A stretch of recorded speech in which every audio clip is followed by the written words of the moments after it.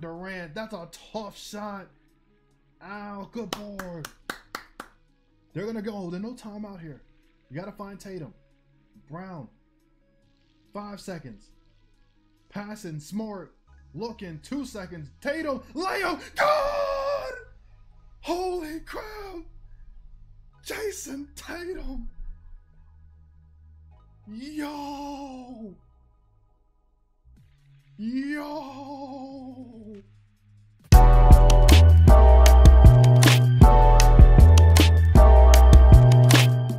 YouTube.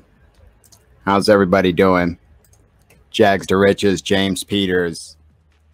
Woo-wee. Boston Celtics, Brooklyn Nets. Round 1, game 1 is in the books. And what an absolute instant classic it was, ladies and gentlemen. Without question, one of the best games of recent memory. Without question, one of the best playoff games ever. And if that has any indication on what we're in store for in this series, this is going to be one of the best series of all time. We're going to go through the box scores for each team, quickly go through the game script, talk about some of the key takeaways. Let's get to it next, guys. Starting with the Boston Celtics, again, 115-114 game-winning layup by Jayson Tatum as time expired.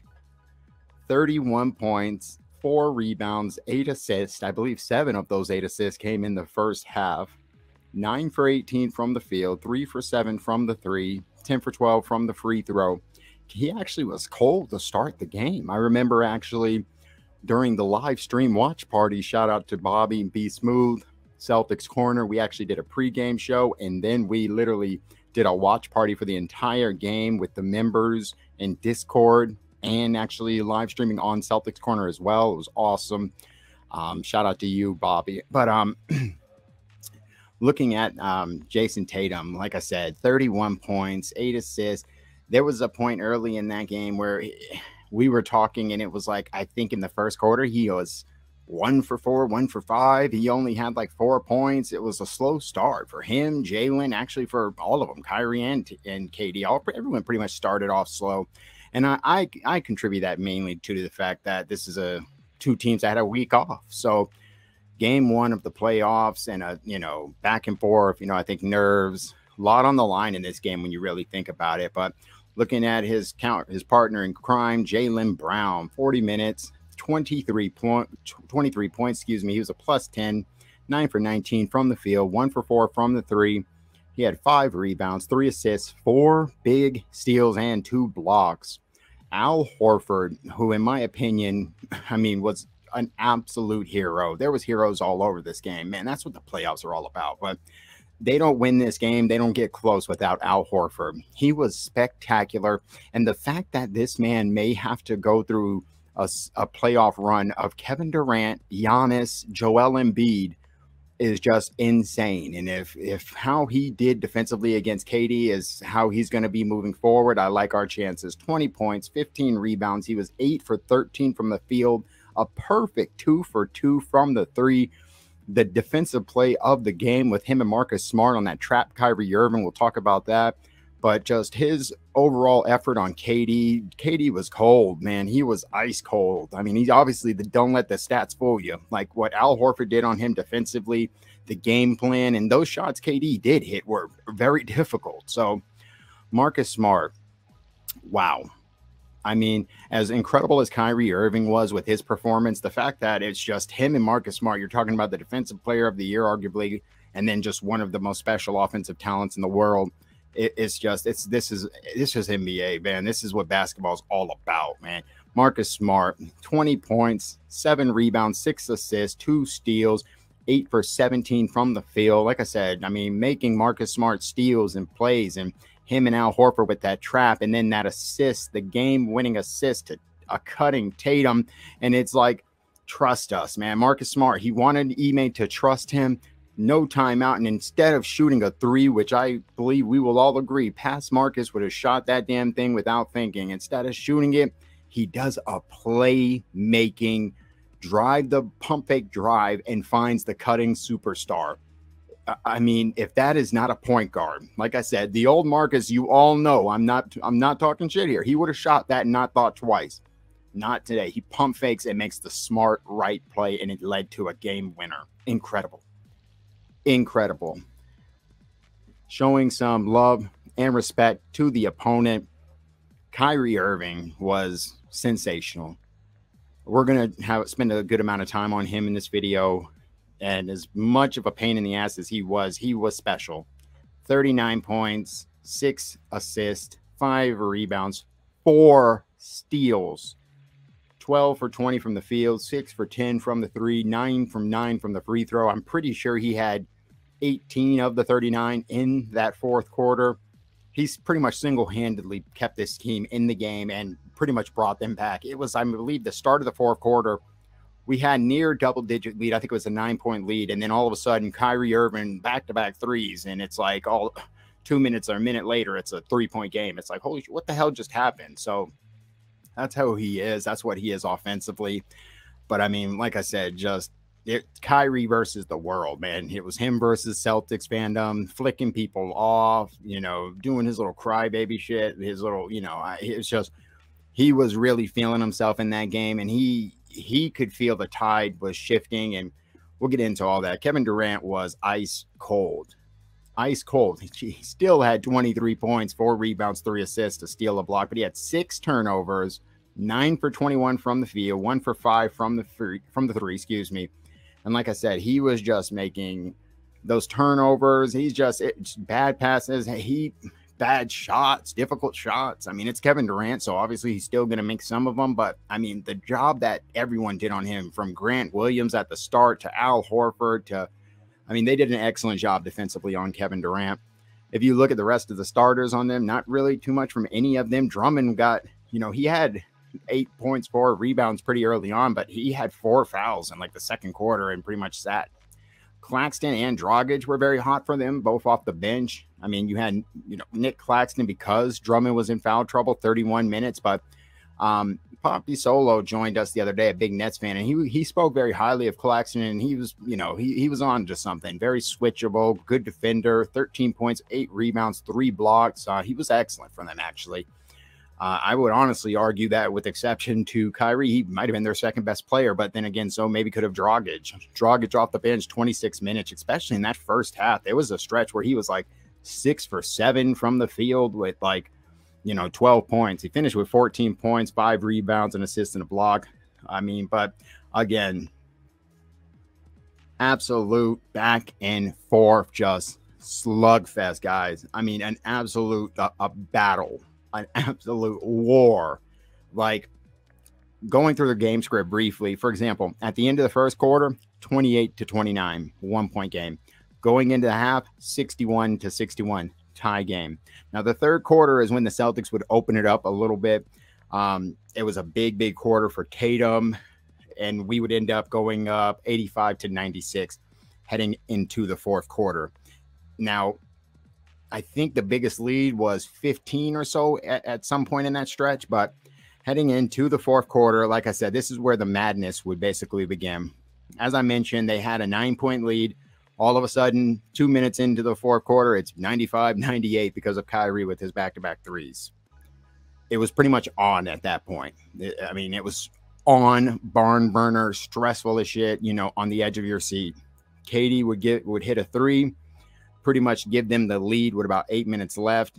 Kyrie would also, then it was, you know, stagnant for a while. Kyrie would hit a 3 with about 5 minutes left. That gave them a 107-102 lead. Then Jaylen Brown hits a 3 with about 4 minutes left, 107-105. You had Kyrie, Marcus Smart, Derek White, all trade 2-pointers. So you're looking at a 109-109 with about 2.5 minutes left. And here we go. Kevin Durant, Al Horford would basically do the same, trading 2-pointers, 111 with a minute left. Kyrie Irving hits a 3-pointer to give them a 114-111 lead. It reminded me of the Golden State, you know, biggest shot in history, as some people like to say. It was just that, you know, sidestep 3 with about a minute left, and it was just an absolute dagger 45 seconds left, but then Jaylen would almost immediately get a layup with about 38 seconds left. Then the madness began.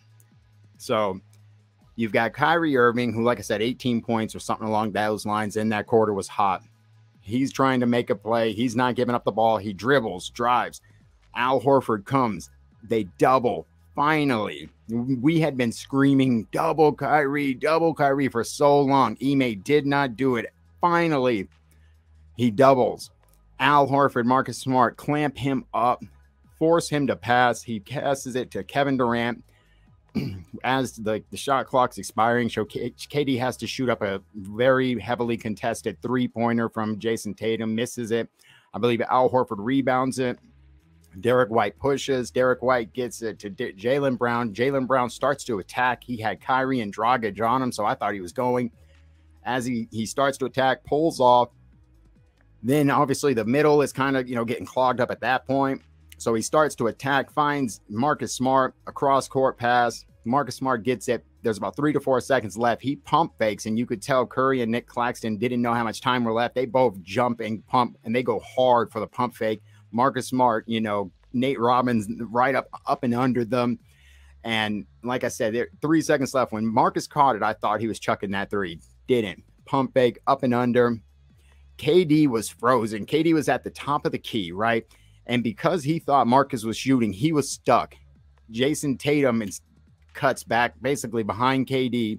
Marcus Smart sees Tatum cutting, middle of the lane, finds him. Jayson Tatum spins as he's catching it, spins off Kyrie. Wide open layup to win the game as time expires. Literally, they had to review it to make sure. Absolutely insane. I broke the damn chair I was sitting in. That damn arena TD Garden exploded. It was, like I said, an instant classic with an absolutely just, unforgettable type finish. I mean, just amazing game from both teams. Playoff basketball, way to fight.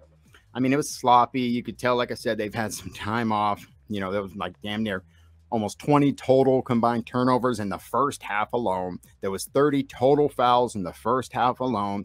And then, of course, since there were so many in the first half, which I believe it was a record, the most penalties or most fouls ever combined in the first half of a playoff game, I think is what they were saying. But so since that happened in the first half, they weren't calling anything in the second half. It damn near turned into tackle football at point. So wild finish. Kyrie Irving with that huge fourth. I mean, it was a 15-2 run in that fourth quarter.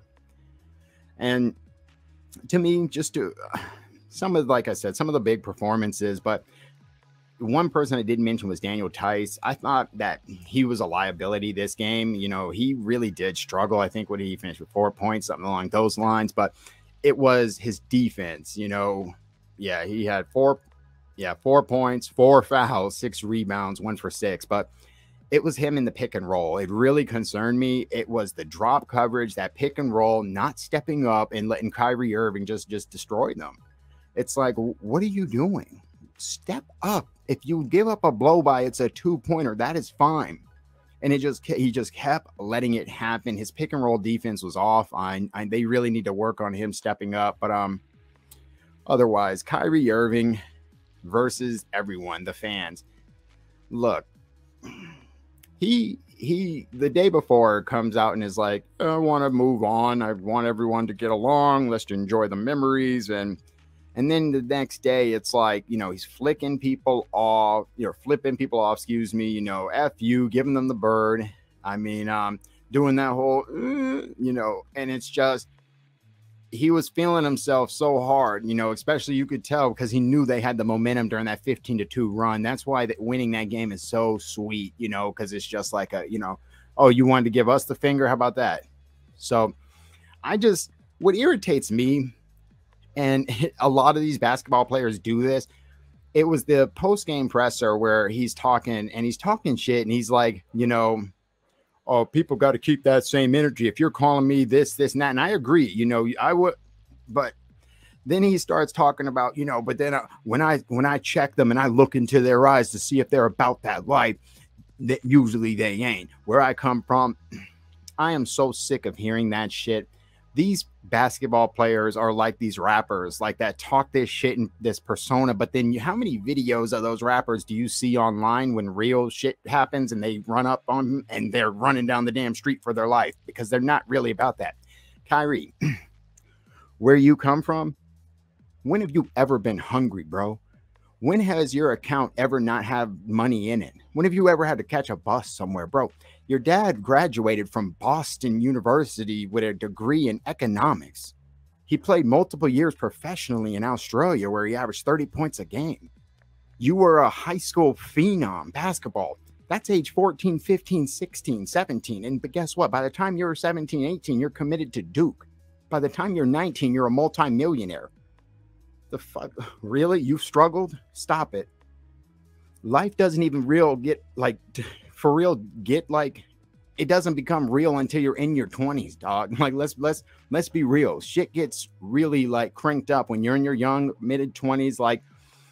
But unfortunately, most of us aren't millionaires with a team of professionals behind us to help support us. So come on now, bro. I'm just so sick of them basketball players. You hear them all the time, like this whole, they're not about that life. Stop talking shit, Kyrie. Stop acting like you're something that you're not. If you want peace, you need to lead by example. Don't sit there and say you want us to all get along, kumbaya, sitting around, a campfire together, like move on and enjoy the memories. And then literally the very next day, you're giving people the bird on the same court of the damn logo you stepped on. So it's just, practice what you preach. So otherwise, guys, back to a positive note. Ime Udoka, how spectacular has he been? People got to remember, this is a rookie head coach. And I think it is with Ime that there's not too many minds that are better than Brad Stevens when it comes to X's and O's, OTAs. I mean, Brad is brilliant. There's not too many, I think, as good as it gets. But I feel like that this team had gotten that they needed something else. And that is just the human side, the brother side, the trust side, the friendship side, like the believe in you side. Like that's what Ime does. Like the fact that he did not call a timeout, right, was brilliant. He did not allow them to get set defensively, substitute in their best defenders. He trusted them, like Marcus Smart asked, let that team go and win the game. He didn't double Kyrie all game, even though he's getting absolutely destroyed by them until the most opportune, precise moment. And that led to the game win. That was a game-winning play. If he does not trap Kyrie there, and even if he left it one-on-one with him and Smart, Kyrie had 19 points on that quarter. Literally, that was the same scenario of, when Kyrie had just hit that three, the 114, 111 three. It was him and Smart one-on-one. So I thought Ime was absolutely sensational, and I just can't speak highly of him. It was an incredible instant classic again finish, guys. It really was. Oh, man. The rest of the league, guys, Miami destroyed Atlanta 115-91. Jimmy Butler with 21. Trae Young only had 9 points. You had Milwaukee beat Chicago in a close one, 93-86. Giannis had 27 points, 16 rebounds. Nikola Vucevic had 24 points, 17 rebounds. You had Phoenix beat the New Orleans Pelicans 110-99. CJ McCollum had 25 points. Chris Paul, 30 points, 10 assists. And you had Devin Booker, 25 and 8. And Saturday's games, you had Utah beat a Luka Doncic-less Dallas team 99-93 behind Donovan Mitchell's 32 points. Jalen Brunson did lead the way with 24. Minnesota upset the Memphis Grizzlies 130-117 behind Anthony Edwards 36 points. Cats 29. John Morant did have 32 and 8. The Toronto Raptors came up short, and Scotty Barnes actually did get hurt when they played Philadelphia, losing 111-131 behind Tyrese Maxey's 38. Finally, Golden State would beat the Denver Nuggets behind Jordan Poole's 30 points, and a healthy Steph Curry is back. 123-107 behind Nikola Jokic's 25, 10, and 6, not being enough. Game 2 is going to be Wednesday. Quite a bit of time off, guys. Wednesday at 7 p.m. at TD Garden. We are one game closer to moving on to round 2.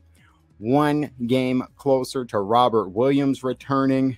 But I expect an absolute demon in Kevin Durant in game 2. They need to prepare themselves for a storm to just come and crash up against them.